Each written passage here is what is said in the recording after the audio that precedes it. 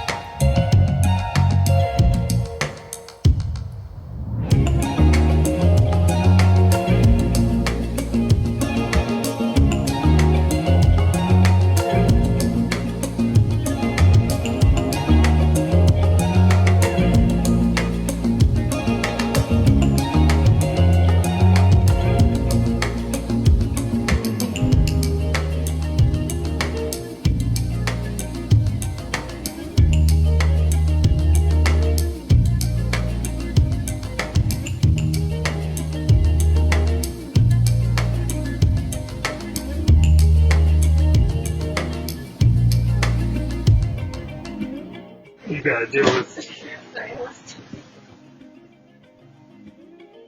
that's all we need.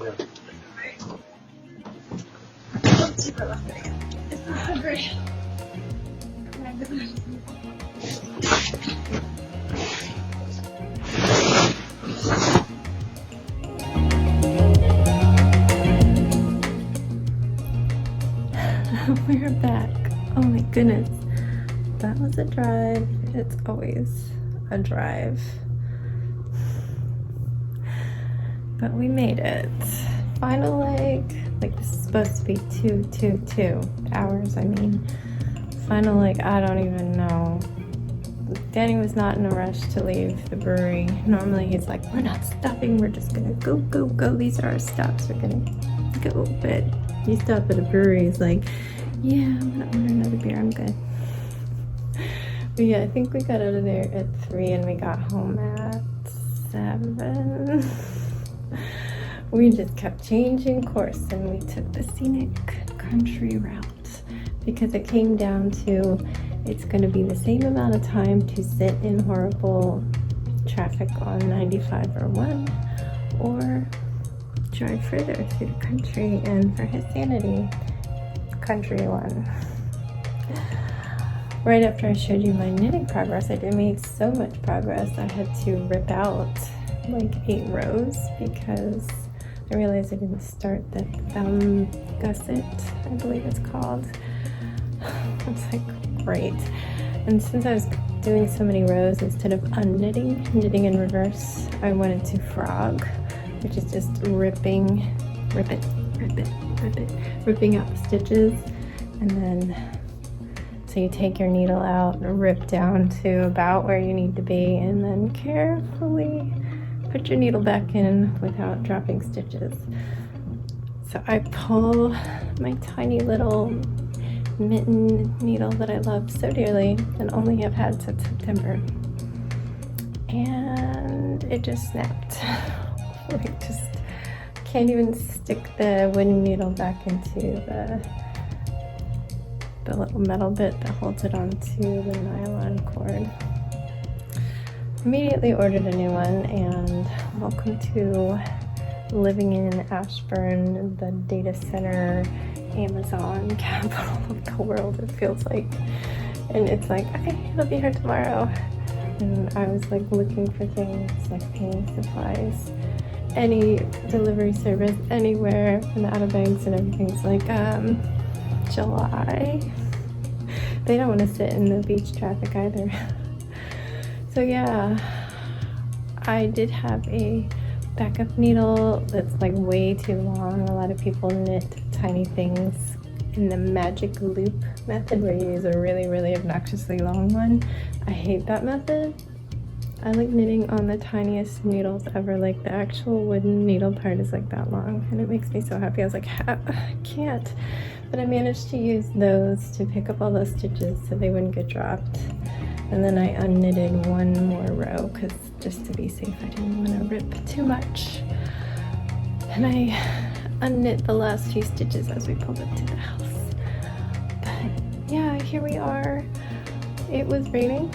It's always either raining when we pack up to leave for the beach or when we get home, and it was raining. It was raining enough that I got my winter coat, which actually isn't very thick. It's just like super insulated. The inside looks like one of those emergency blankets that you keep in a car.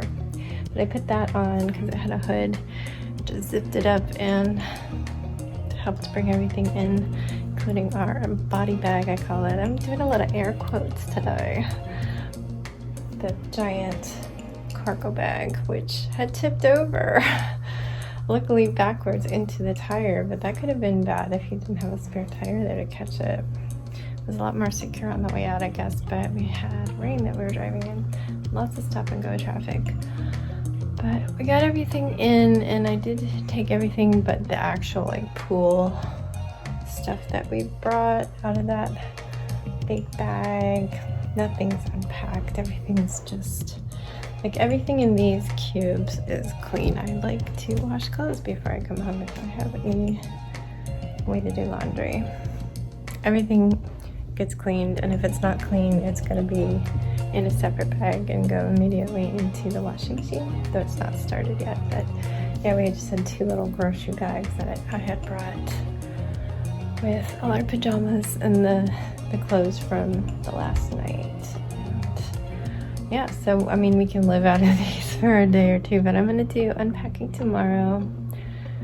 I did put away the cooler stuff. I did not pack it properly, and the bacon had to go bye-bye.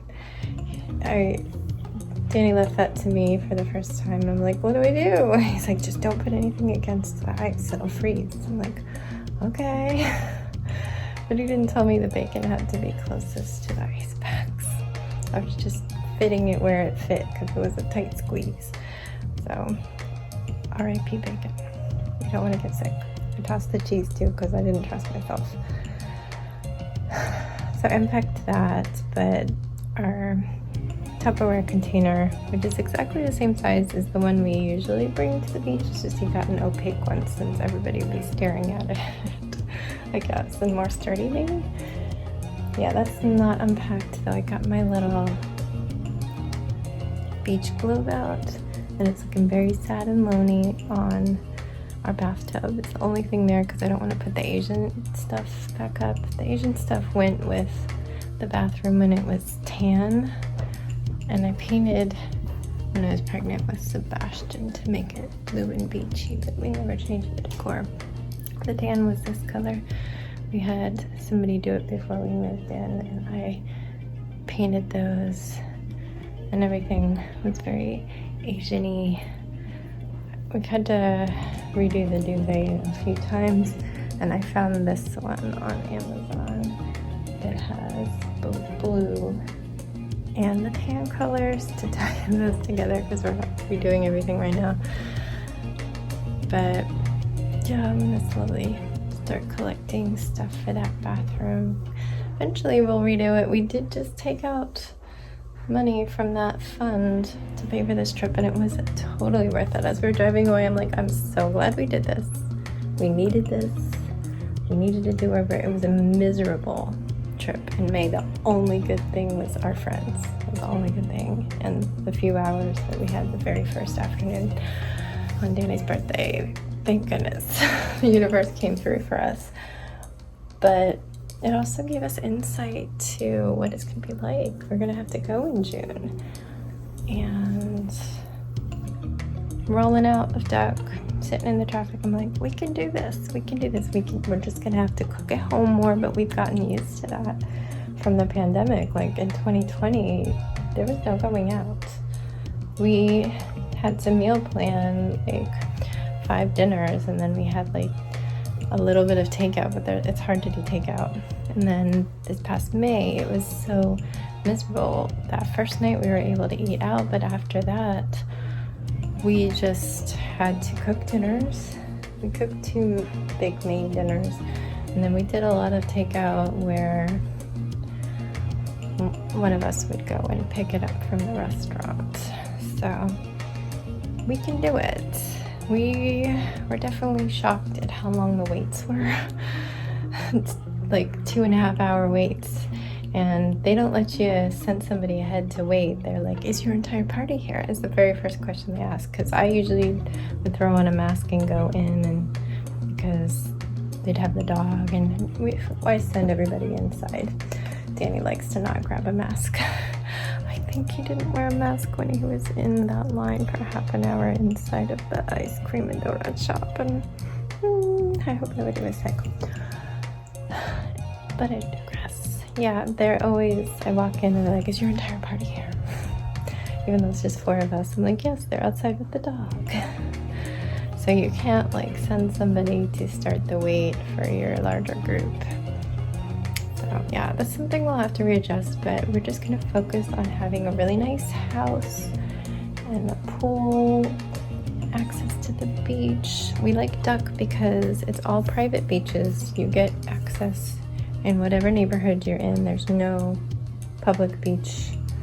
So, I mean, it was busy because there's a lot of people staying there, but it's not public beach busy. And because all year round, dogs are always allowed on the beach. It doesn't have to be early in the morning or late in the evening. They don't have to be on a leash. They just have to be good doggos. And Ziggy's a mostly good doggo. Apparently, a lifeguard was on a jet ski and he took a 1/4 mile run trying to pace it during that stretch of like military empty beach. I was not there. I was speed painting, which I finished. Phew. And I did get a message, well, Danny got a message that the housekeeper sent a photo to the owners and they love it and they say thank you, which is the same thing the other house said. If I never said, he just got a message that they love it. We'll see if she hangs it up. She does love art. She supports other artists and she's an artist herself. So yeah, I mean, we like that house a lot. There's some things that I would change if I could, but I mean, it's limited to its size and we would gladly get back because the Airbnb experience can definitely be better in some ways than the rental company experience. We do love a few of the rental companies and they treat us really well, but I mean, going to a house with 100% empty pantry, wiped clean, everything is thrown away when you leave, or going to a house where honor system spices, take some, leave some, people can leave their unused food, and like, I don't know, just like there's little toiletries and laundry, everything is there. It was so easy to pack the Jeep because she had so much stuff there that we didn't need to bring. So yeah, that's my summary of our trip in June. Tomorrow I've got a lot of unpacking to do, probably chores. It's gonna be rainy, so maybe that'll keep me motivated. I don't know. Just gonna have anxiety that somebody's gonna get sick in the family because we did so much. But let's hope not. Knock on wood, knock on my noggin, and I'm gonna say goodnight. Got midnight here. Just got his bed ready. It's probably really late and he needs to get out of the tub. It's probably 9:30. So yeah, friends, good night. Stay safe, be kind, and don't forget, wash your hands.